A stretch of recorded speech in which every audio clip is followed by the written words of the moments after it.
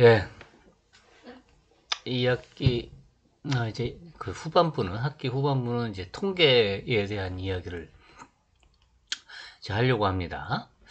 그래서 그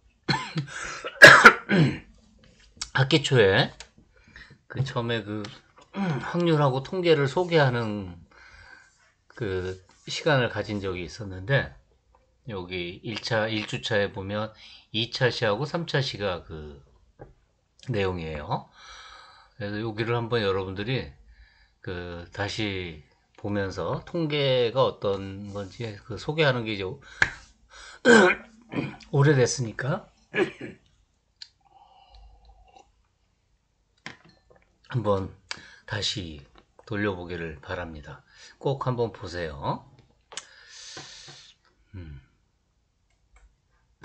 통계. 통계가 뭔지 잠깐 설명을 하면, 통계학이란 한자로는 이렇게 쓰고 영어로는 statistics 이렇게 돼요. 뭐 어원이나 이런 얘기는 그 전에 했었죠. 이 통계라는 거는 결국 뭐냐면, 내가 그 어떤 집단의 특성을 알고 싶은 거예요. 그러니까 뭐 여러분들이 알고 있는 용어인 뭐 평균이라든지 분산이라든지, 또는 그 어떤 정책에 대해서 찬성하느냐 반대하느냐는 뭐 비율이라든지, 어떤 의견에 대한 그 찬성 비율, 뭐 이런 것들이 다 그 모집단의 특성이라고 할 수가 있으니까, 내가 알고 싶어하는 집단, 뭐 대한민국 성인 전체, 또는 서원대학교 학생 전체, 또는 수학교육과 학생 전체, 뭐 이런 것이 다 모집단이 될 수가 있어요. 근데 그 모집단 전체를 다 조사하려면 시간과 돈이 많이 드니까 일부만을 뽑아서 이제 조사를 하겠죠. 그래서 그런 단계를 지금 써놓은 거예요. 그럼 제일 처음에 이제 자료를 수집을 해야겠죠. 그렇죠? 자료를 수집하고, 그 다음에 수집한 자료를 그냥 종이에다 이렇게 쭉 표시한 걸 그대로 보고는 무슨 말인지 모르니까 그걸 정리를 해야 될 거예요, 자료를. 그래서 어떻게 정리할 거냐 하는 것도 이제 중요한 얘기가 될 거예요. 그러고 나서 내가 자료를 모은 게 모집단 전체에서 모은 거냐, 아니면 모집단에서 일부에서 뽑은 거냐. 그래서 모집단 전체에서 뽑은 거라면 그 자료 정리한 걸 가지고 바로 해석을 하면 될 거예요. 그렇게 해서 모집단의 특성을 알아낼 수가 있죠. 그런데 만약에 일부분이라면, 표본이라면, 대한민국 국민이 뭐 5천만, 뭐 몇천만 이렇게 되는데, 그 중에 뭐 2천명, 뭐 천몇백 명 이렇게 딱 뽑았단 말이죠. 그러면 그 적은 인원 뽑으면서 조사한 자료 가지고 전체를 얘기하려면 그게 신빙성이 있다는 얘기를 해야 되죠. 믿을만하다, 뭐 이런 얘기를 해야 되잖아요. 그래서 그런 걸 하는 걸 통계적인 추론이라고 이렇게 얘기를 해요. 그래서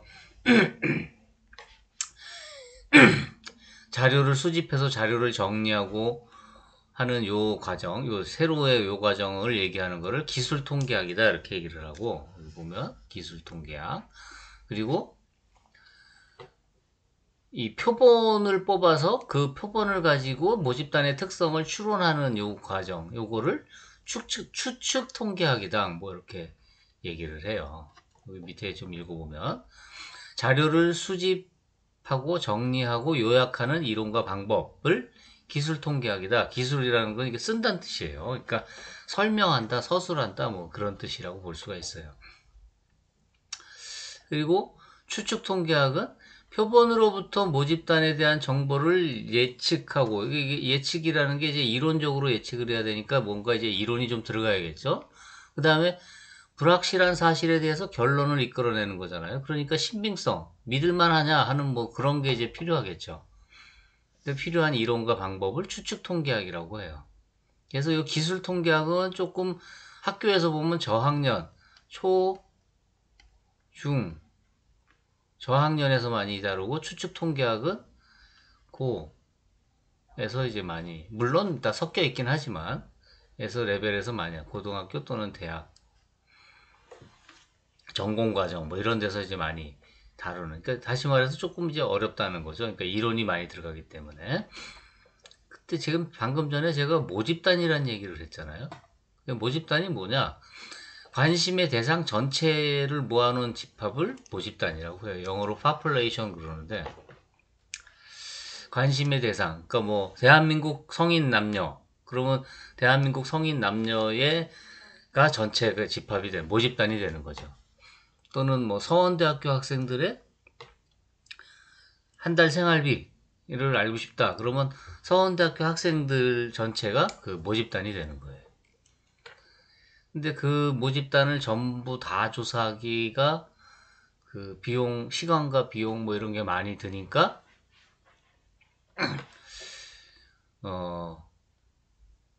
표본, 샘플을 뽑는 거죠. 그래서 통계적인 분석을 위하여 모집단에서 추출한 대상들을 표본이라고 불러요. 표본. 그 다음에 모수라는 건 파라메타라고 그러는데, 모수라는 건 뭐냐면 모집단의 특성을 수치로 나타낸 것. 그래서 여러분들이 그 고등학교 때, 중학교 때 했던 평균 이런 것도 모집단의 모수라고 할 수가 있어요. 또는 분산, 표준 편차,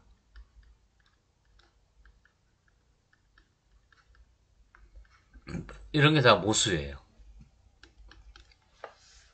모집단의 특성을 수치로 나타낸 거. 근데 이게 꼭 수가 아닐 수도 있어요. 뭐 나중에 뭐 얘기 또 나오겠지만, 여러분들 그 중학교 때 했던 최빈값 이런 거는 숫자가 아닐 수도 있죠. 값이라고 하는 게 더 좋겠네요. 숫자보다는 값으로 나타낸 거. 그 다음에 통계량은 표본의 특성을 수치로 나타낸 거예요. 표본의 특성. 표본의 특성을 수치로 나타낸 것을 통계량이라고 불러요. 표본의 특성을 나타낸 거예요. 이것도 값이라고 하는 게 더 일반적이겠네요. 표본의 특성을. 그러니까 뭐 평균 그러면 x1 더하기 x2 더하기 xn을 n으로 나눈 거. 이걸 뭐라 그러죠? 표본 평균이라고 그러잖아요. 이런 게 이제 바로 통계량이에요. 예. 얘가 그 통계량의 예죠. 그 표본 평균 뭐 이런 거. 그 뭐 표본 평균 또는 뭐 표본의 표준 편차, 표본의 분산,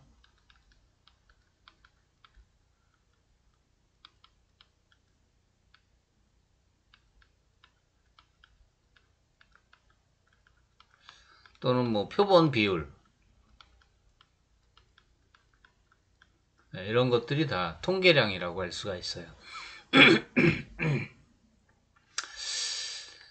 그 다음에 이제 조사할 때 전수조사를 한다. 그거는 모집단의 대상을 모두 다 조사하는 거. 모두 조사하는 거를 전수조사. 그래서 인구주택 총조사 뭐 이런 것들. 이건 이제 센서스. 그래서 총조사. 그러니까 전부 다 조사한다 이거죠. 그 다음에 표본조사는 일부를 객관적으로 골라 조사하는 거. 그러니까 이게 여기 이 객관적으로 고른단 말을 왜 썼냐면, 이게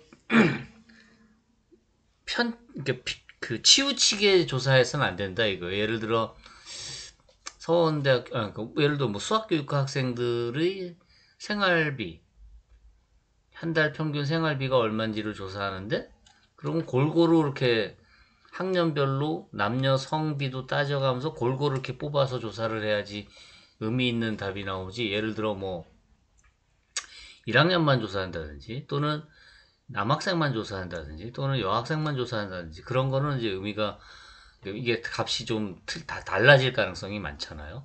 뭐 예를 들면 대표적으로 뭐 그 키, 몸무게 이런 거를 조사한다 그러면 그거는 특히 더 남녀 차이라든지 이런 것들이 나타날 테니까. 그래서 골고루 객관적으로 이제 그 누구나 다 수긍할 수 있게 표본이 뽑혀야 돼요. 그렇다면 뭐 그렇게 뽑았다면 뭐 이해가 돼, 뭐 이런 거죠. 그거를 이제 표본 조사 일부만 뽑는 거죠. 그 다음에 그 표본을 뽑는 것의 표본의 개수를 뭐라 그러냐면 표본의 크기 이렇게 얘기를 해요. 표본의 크기. 이거 쓰는 용어예요. 표본의 크기. 아, 그래서 표본의 크기가 n인 뭐 이런 말을 할 거예요. 표본의 크기가 n인 표본을 뽑아서 어쩌고 저쩌고 이렇게 얘기할 때 이제 표본의 크기란 말을 써요. 그 다음에 변수, 이거는 별량이라고도 해요. 관심의 대상이 되는 속성. 그러니까 예를 들어 서원대학교 학생들의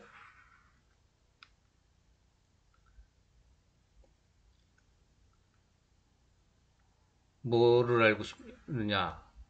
뭐 이제 한 사람을 뽑아서 그 사람의 그 알고 싶은 걸 재야겠죠. 그러니까 알아봐야겠죠. 그게 뭐 생활비라면은 돈의 액수가 될 거고, 그러니까 뭐 A1 이런 식으로 되겠죠. 그러면 어떤 사람은 뭐 A21 또 어떤 사람은 A31 이런 식으로 쭉 될 거예요. 그러니까 이게 지금 값이 막 달라지니까 이거를 하나의 변수로 생각한다 이거죠. A라는 변수로 놓자. 이런 거를 이제 별량 이렇게 얘기를 한다 이거죠. 통계에서는 변수 또는 별량. 그러니까 수학적으로 보면 변수고 통계적으로는 별량이란 말을 더 많이 쓰는 거예요. 근데 이렇게 이제 이게 뽑을 때 이 확률 표본이란 말을 많이 하는데 이건 좀 주의 깊게 읽어봐야 되는데 봅시다.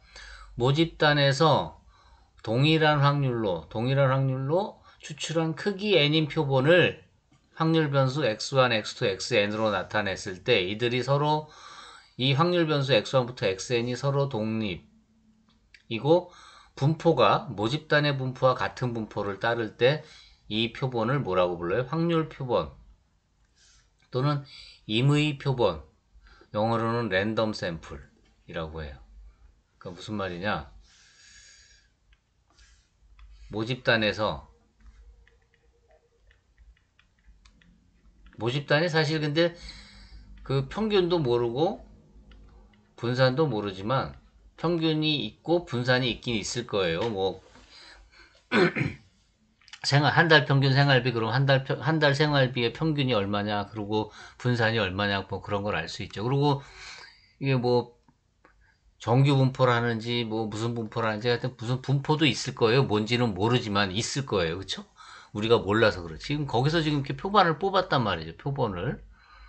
거기서 표본을 이렇게 뽑는데 x1, x2 그래서 이런 식으로 쭉 뽑아서 xn 이렇게 뽑으면 얘네들이 이걸 이제 여러 번 이거 이제 한 번 뽑았어. 그다음에 또 두 번째 뽑으면 또 다른 값이 또 이렇게 쫙 나오겠죠? x1부터 xn까지. 그다음에 세 번째 뽑으면 또 다른 값들이 나올 거예요. 그럼 그걸 대표해서 x1이라 그러면 x1이 평균이 뮤이고 분산이 시그마 제곱인 이 모집단하고 같은 분포. 얘가 만약에 정규 분포면 얘도 정규 분포.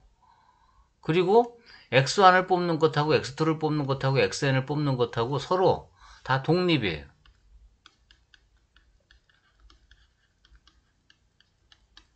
얘네들이 다 독립. 그 다음에 뽑히는 확률이 x1 뽑히는 거, x2 뽑히는 거, xn 뽑히는 것들이 다 확률이 같아야 돼. 이게 얘네들이 다 같은 확률로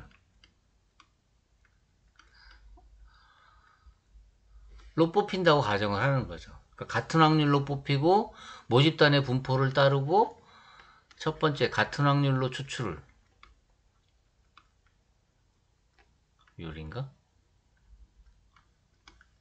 수 있어야 되고 그 다음에 두 번째 모집단과 같은 분포를 따라야 되고 따른다고 가정하는 거죠. 그 다음 세 번째 서로 독립. 예, 그래서 이렇게 뽑은 표본을 뭐라고 부르냐면 확률 표본 또는 임의 표본이라는 말을 쓴다 이거. 영어로 랜덤 샘플.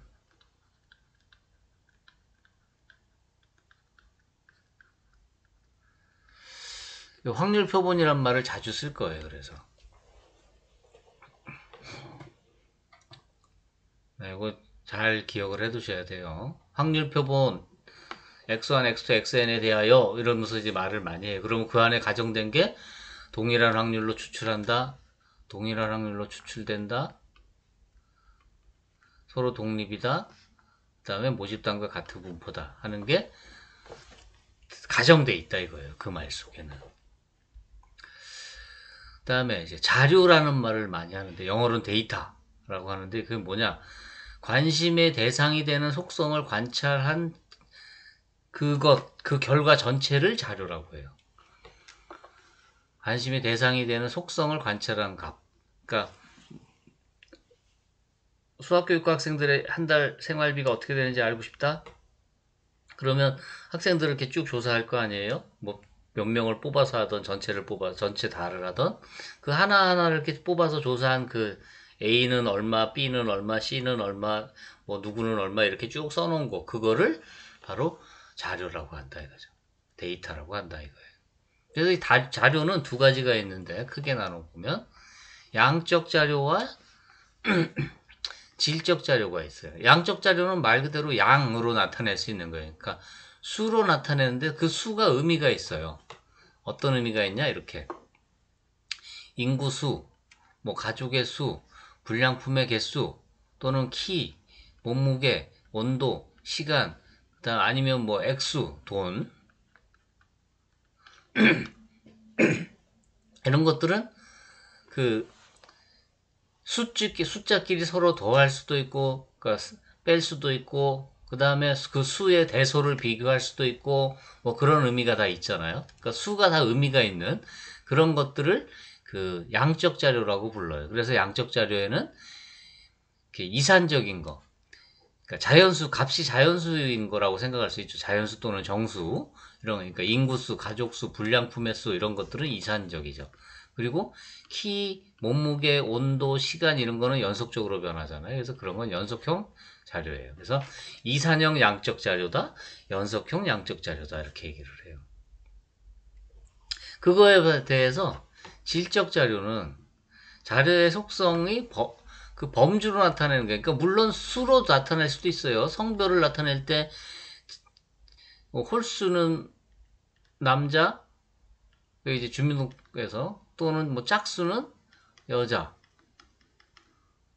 그럼 이게 여자가 남자의 2배다 뭐 그런 의미는 아니잖아요. 그렇죠? 아니면 뭐 여자가 남자보다 더 많다, 크다 이런 의미로 이게 숫자가 큰 건 아니잖아요. 그렇죠? 그냥 그 분류를 나타냈을 뿐이죠. 또는 학과 그전에는 이제 그 각 학과마다 고유 번호가 있었어요. 그 예를 들어 뭐 우리 과의 교과목은 다 531인가로 시작하죠. 이게 바로 학과 번호 같은 거였어요. 학번에도 그래서 이런 게 들어가고 그랬었는데 또는 좀 거주 형태, 자가, 전세, 월세 뭐 이런 거에다 또 번호를 붙일 수도 있죠. 뭐 그런 거를 질적 자료다 이렇게 얘기를 해요. 그러니까 수의 크기가 의미가 있는 건 아니에요. 그렇죠? 그냥 편리하게 하기 위해서 수나 이런 걸 붙였을 뿐이죠. 그래서 수가 아니라 뭐 A, B 이런 식으로 또는 기역, 니은, 가, 나 이런 식으로 나눌 수도 있겠죠. 그래서 지금 그 자료를 처음에 수집하는데 그 필요한 용어들, 표본 조사한다든지 할 때 사용되는 용어들에 대해서 지금 개괄적으로 좀 알아봤습니다. 단원별로 이렇게 또 좀 이렇게 영상을 분리할 필요가 있으니까 여기서 그러면 첫 번째 용어들 나오는 단어는 저는 여기서 마치고 다음 절로 넘어가도록 하겠습니다. 자, 마칩니다. 끝.